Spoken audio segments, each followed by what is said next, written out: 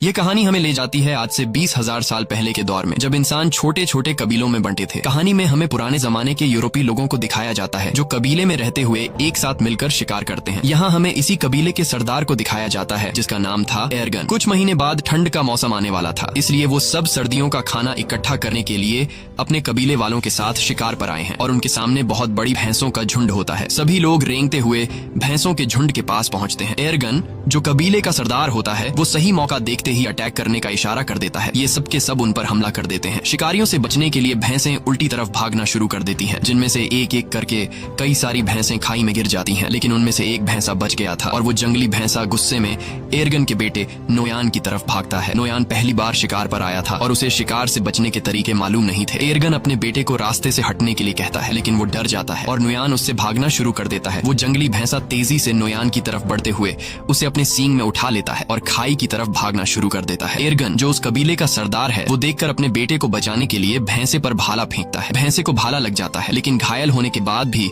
वो नोयान को नहीं छोड़ता और नोयान को खाई से ऊपर उछाल देता है। और यहाँ से कहानी जाती है फ्लैशबैक में, यानी कि एक हफ्ता पहले, जहाँ पर हम देखते हैं कि कबीले के लोग शिकार की तैयारी कर रहे हैं। वो पत्थरों से अलग अलग तरह के नुकीले हथियार बना रहे थे। ये सिर्फ तैयारी नहीं थी, बल्कि नए लोगों को शिकार में हिस्सा लेने के लिए इस तरह के पत्थर बनाने पड़ते थे। जो सबसे तेज और नुकीला हथियार बनाएगा उसे शिकार के लिए सिलेक्ट कर दिया जाएगा। इस प्रतियोगिता में एर्गन का बेटा नोयान भी पास हो जाता है। उसी रात को नोयान की माँ एर्गन से कहती है, नोयान को अपने साथ शिकार पर मत ले जाओ, वो अभी बच्चा है, मैं उससे बहुत प्यार करती हूँ और उसे खोना नहीं चाहती। एर्गन कहता है, सर्दियाँ आने वाली हैं और साल के इस वक्त में सभी शिकार करने के लिए जाते हैं। अगर हम शिकार पर नहीं गए तो हम सर्दियों में भूख से मर जाएंगे और नोयान को खुद को साबित करना होगा कि वो मेरा बेटा है। अगली सुबह सभी कबीले वाले शिकार के लिए निकल रहे होते हैं, लेकिन नोयान की माँ नोयान के लिए बेचैन हो रही थी कि कहीं मेरे बेटे को कुछ हो न जाए। लेकिन एर्गन उसे तसल्ली देता है, तुम परेशान मत हो, नोयान को कुछ नहीं होगा। और वे सब शिकार पर निकल जाते हैं। थोड़ी दूर आगे जाने के बाद यहाँ पर एक दूसरा कबीला भी आता है जो उन्हीं की तरह शिकार करने के लिए निकला है ताकि सर्दियों के लिए खाना इकट्ठा कर सके। बहुत लंबा सफर तय करने के बाद वो सब एक पत्थर के ढांचे तक पहुँचते हैं जो कभी उनके पूर्वजों ने बनाया था। ये सफर बहुत खतरनाक होता है। इस सफर में उनके कई पूर्वजों ने अपनी जान गंवाई है, इसीलिए उन्होंने पूर्वजों की याद में यह पत्थर का ढांचा बनाया होता है। आगे चलने के बाद उन्हें एक जंगली सुअर दिखता है जिसे वो भाले से घायल कर देते हैं। एर्गन अपने बेटे नोयान से कहता है कि तुम इसे मारोगे, लेकिन नोयान ने पहले कभी शिकार नहीं किया था। वो इसे देखकर घबरा जाता है और नोयान उसकी जान नहीं लेता, इसलिए एर्गन उसके हाथ से पत्थर का खंजर छीनकर